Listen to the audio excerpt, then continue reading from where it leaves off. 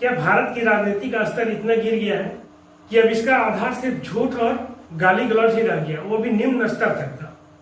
आज मैं किसी के पक्ष में नहीं बोलूंगा, आज मैं सिर्फ आंकड़ों की बात करूंगा।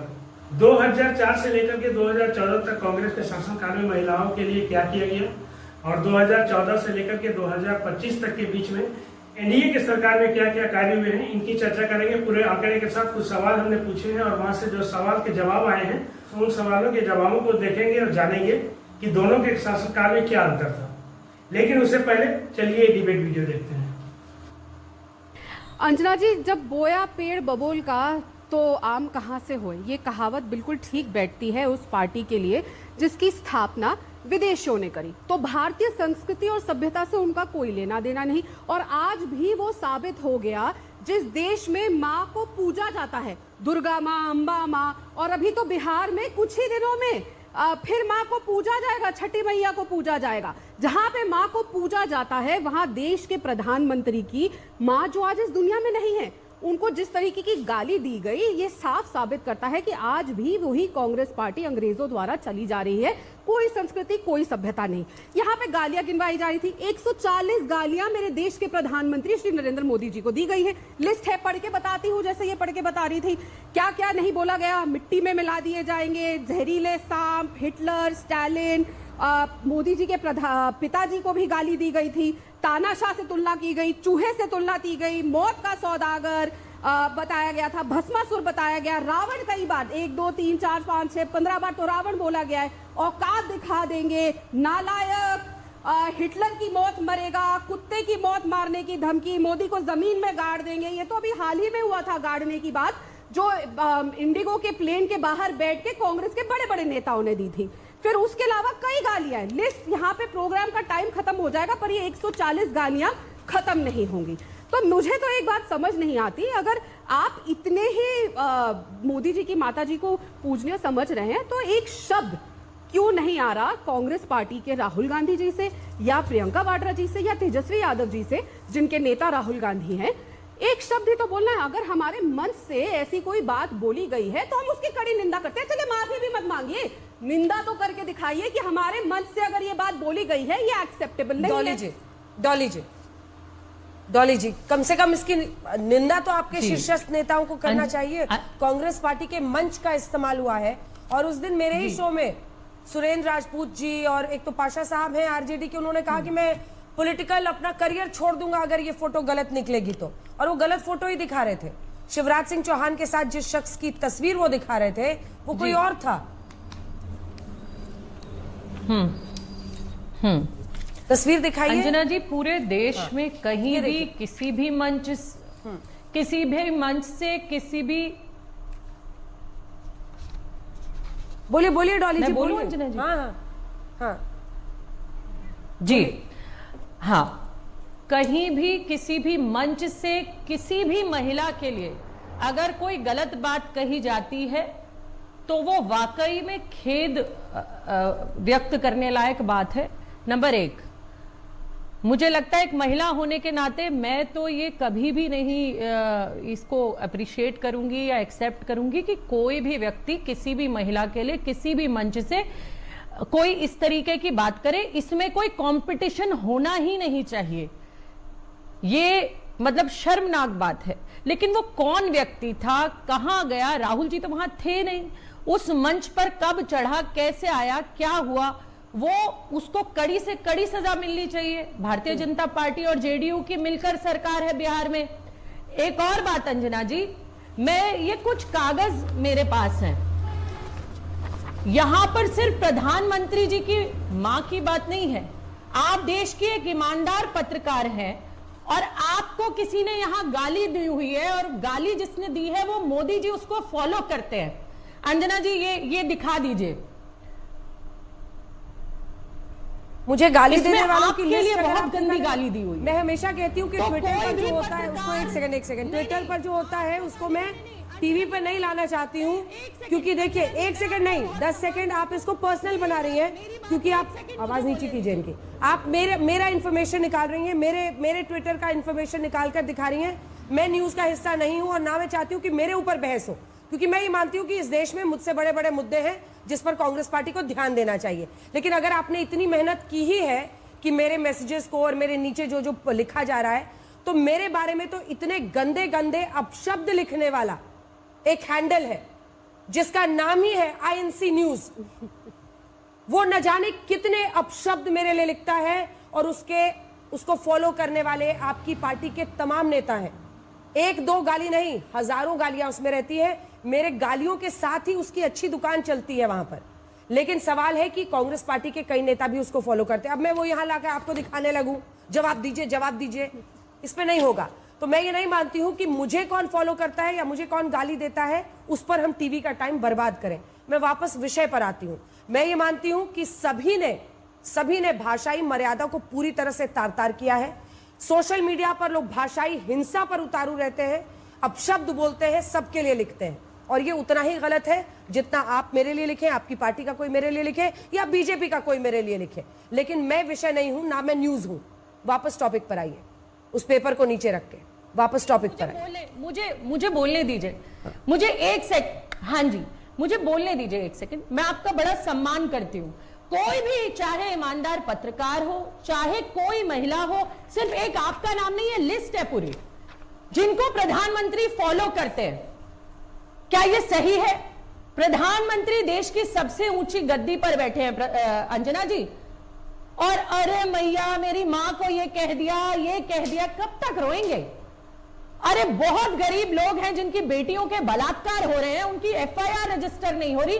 मेरे ही 2 गाजियाबाद में लोनी में केस हुए हैं। परिवार संविधा पे काम करता है, गरीब आदमी, उसकी बेटी का बलात्कार किया, हत्या कर दी गई। ऊपर से नीचे तक भाजपा का शासन है, कुछ नहीं हो रहा अंजना जी, उस परिवार का कुछ नहीं हो रहा। उसके अलावा बहुत सारे ऐसे केस हैं। कोई भी, आज मैं सिर्फ आपकी बात नहीं कर रही अंजना जी, अगर मैं आवाज उठा देती हूं, मैं अपना इनबॉक्स आपको खोलकर दिखा देती हूँ। अरे कितनी अभद्र गंदी गंदी गालियां मुझे दे रखी। डॉली जी, उसका एक ही तरीका है, उसका एक ही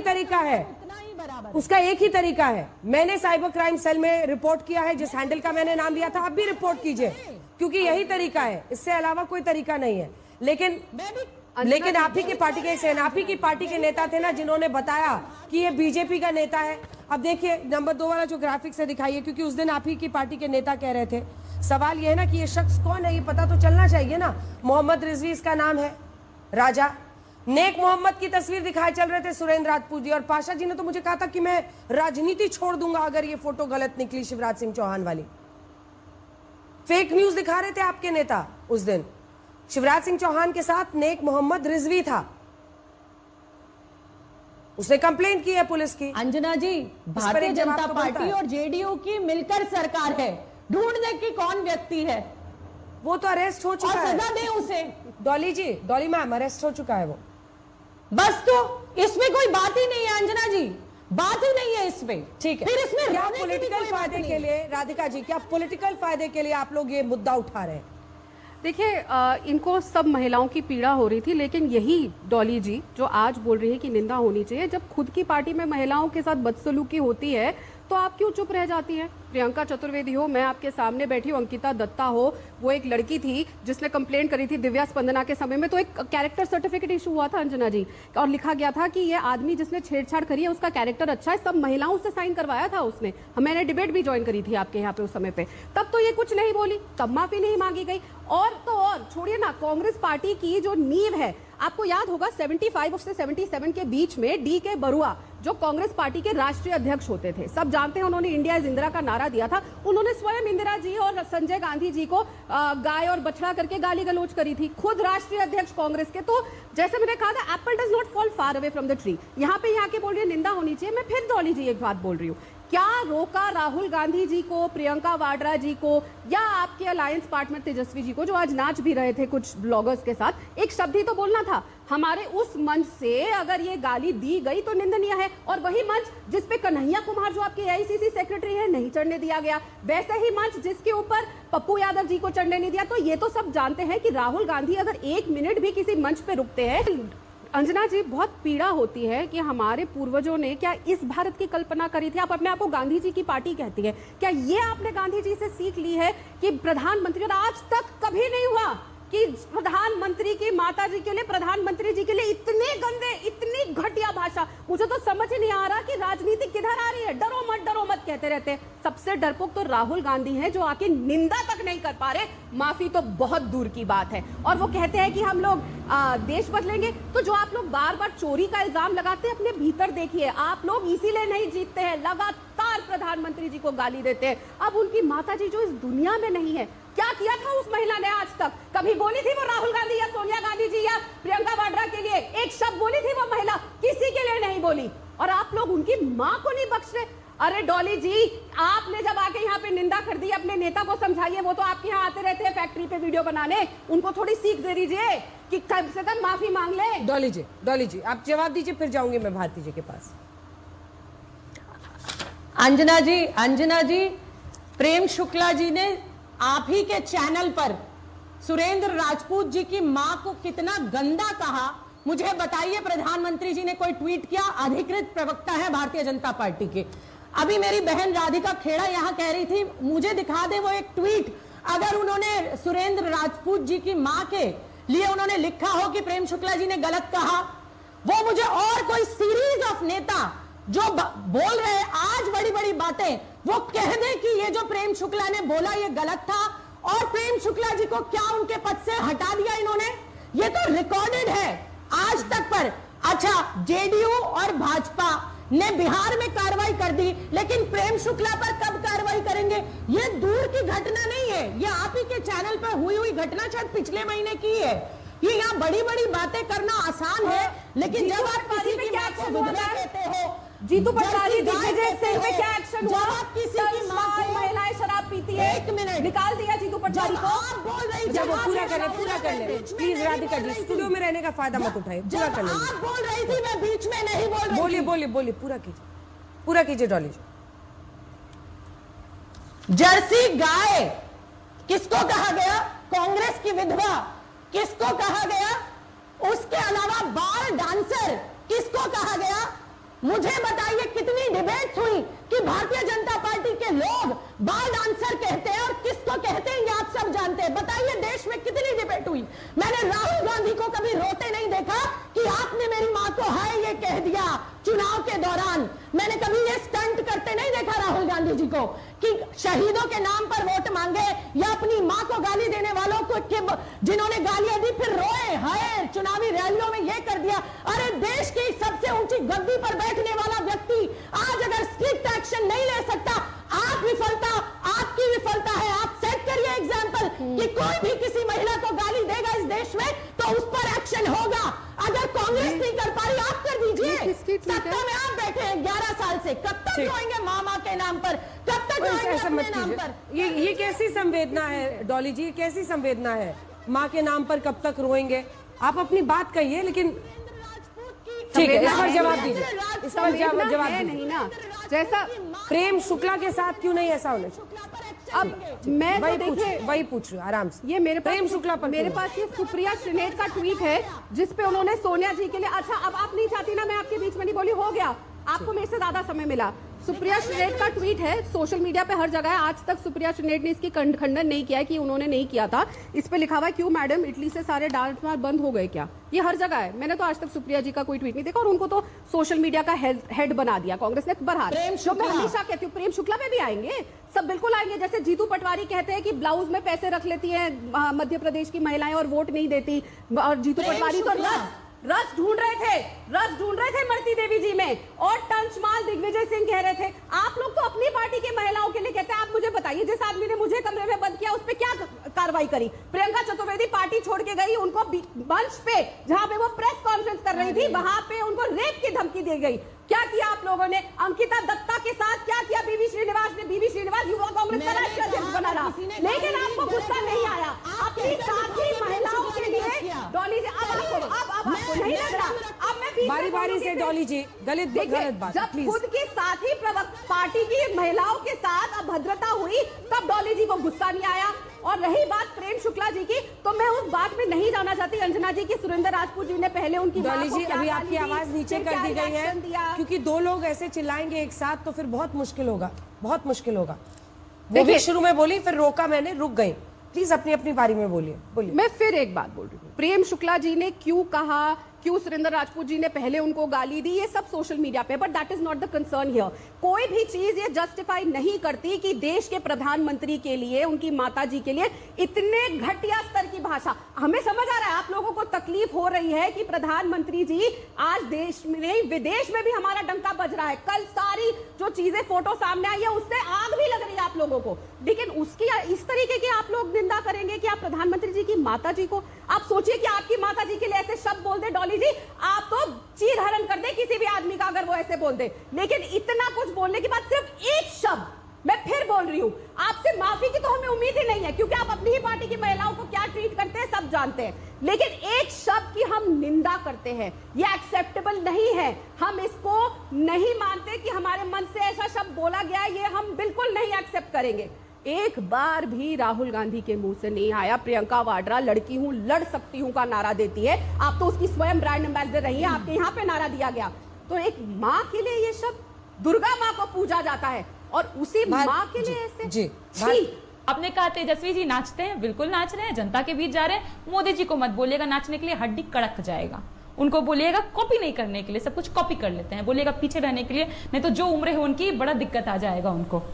और हाँ, चिराग जी भी क्या बोले, दुख हो रहा है उनको, एक्टिंग कर रहे हैं भाई, एक्टिंग कर रहे हैं चिराग जी, क्योंकि कौन सी भाषा बोल रही हूँ मैं अंजना जी, बिल्कुल ठीक कहा, उम्र है ना उनकी, तो अगर वो करेंगे तो दिक्कतें आ सकती हैं। भारती मेहता जी,